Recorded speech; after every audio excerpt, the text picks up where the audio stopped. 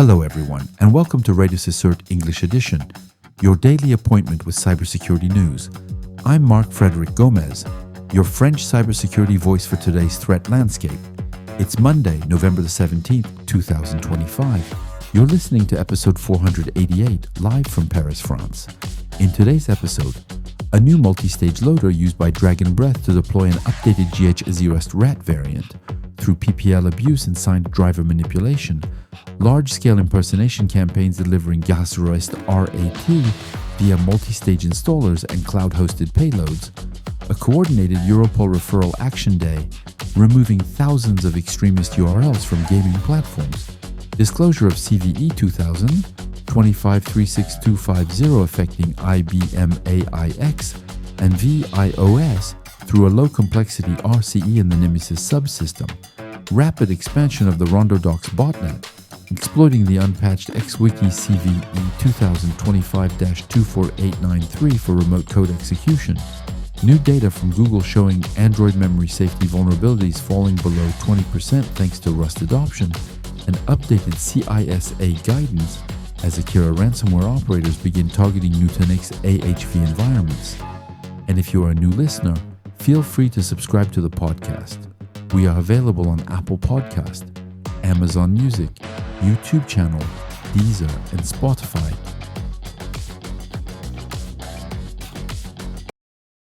A new campaign attributed to the Dragon Breath group deploys a multi-stage loader known as RoningLoader, delivered through Trojanized NSIS installers posing as legitimate software.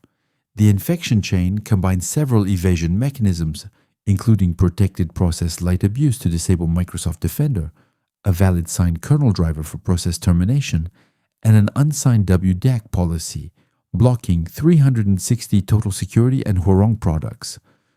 The loader escalates privileges, identifies running security tools, and uses thread pool-based process injection, phantom DLLs, and temporary drivers to terminate endpoint protection processes.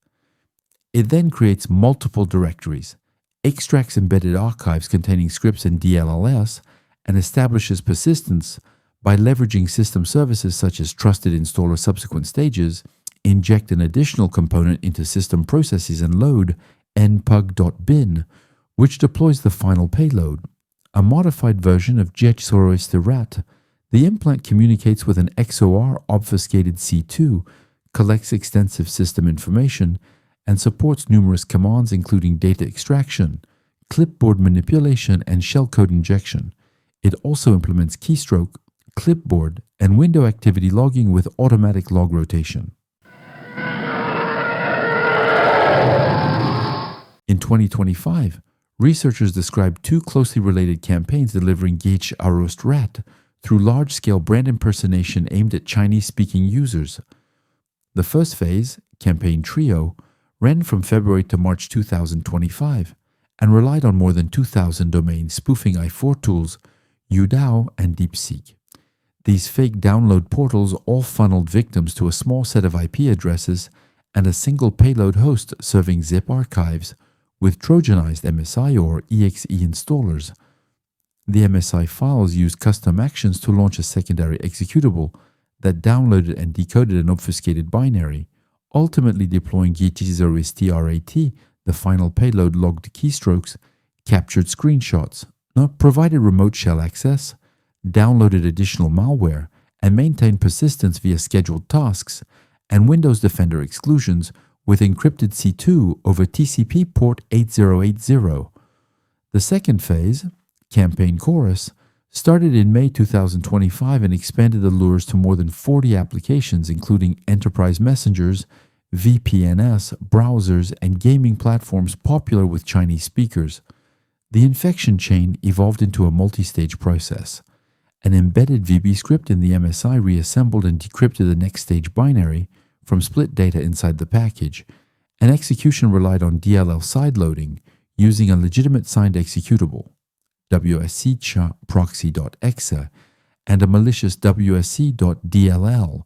Both campaigns used programmatically generated domain waves, centralized IP infrastructure, and in the later phase, cloud-hosted payload buckets, with continuous domain registration and PDNS activity through mid-2025, indicating a persistent automated operation at scale. Europol and 8 partner countries conducted a coordinated action on the 13th of November 2025, targeting the dissemination of terrorist, violent extremist, racist, and xenophobic content across gaming and gaming-related platforms. Led by the EU Internet Referral Unit, the operation resulted in the referral of several thousand URLs, including 5,408 links to jihadist material, 1,070 related to violent right-wing extremism, and 105 containing racist or xenophobic content. Investigators highlight the structured misuse of the gaming ecosystem.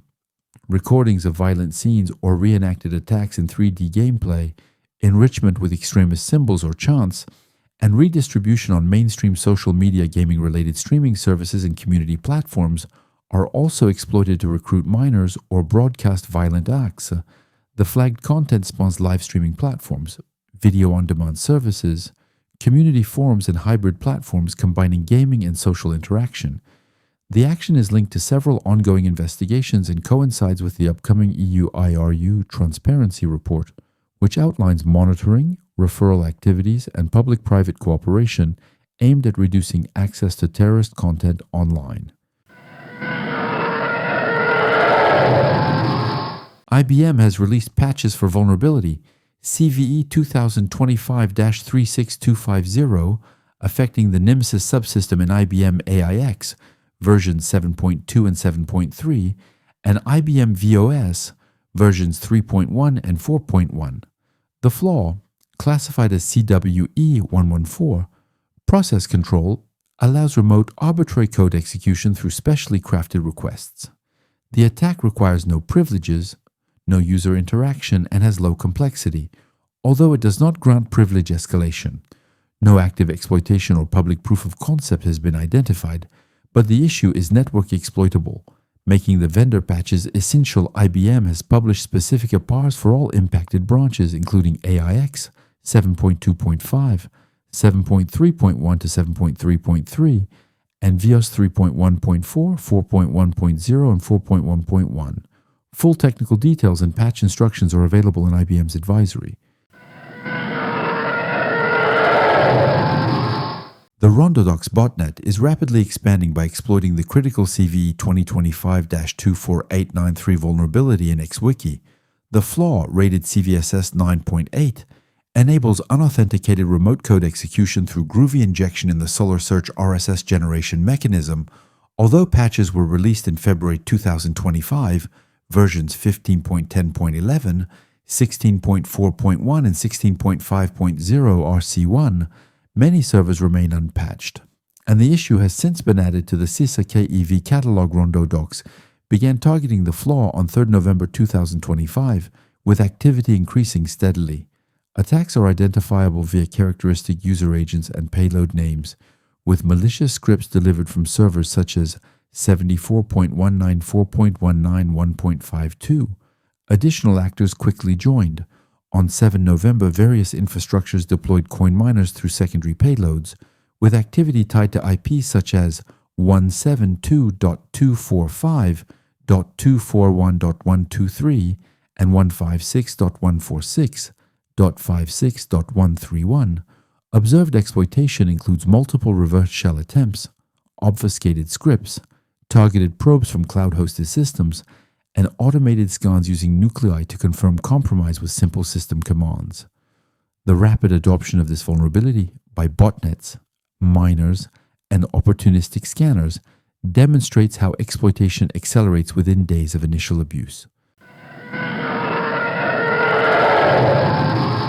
Google reports that expanding the use of Rust within the Android ecosystem has pushed memory safety vulnerabilities below 20% of all Android vulnerabilities for the first time. The company notes a 1,000 times reduction in memory safety bug density compared to C and C++, along with substantial development benefits. Rust changes show a 4 times lower rollback rate and require 25% less code review time, with roughly 20% fewer revisions than C++. Rust adoption is being extended to the kernel, firmware, and key first-party apps such as Nearby Presence, MLS, and Chromium, Where PNG, JSON, and web font parsers have already migrated to memory-safe implementations, Google stresses that Rust is part of a broader defense-in-depth approach, rather than a standalone solution. The company highlighted CVE 2548530, a memory safety flaw in the crabby AVIF parser, written in unsafe Rust the buffer overflow, never reached public release and was patched in the August 2025 Android update. Analysis showed the bug was rendered non-exploitable by Scudo, Android's hardened user mode memory allocator. Google concludes that even with unsafe blocks, Rust remains significantly safer and more efficient than C and C++.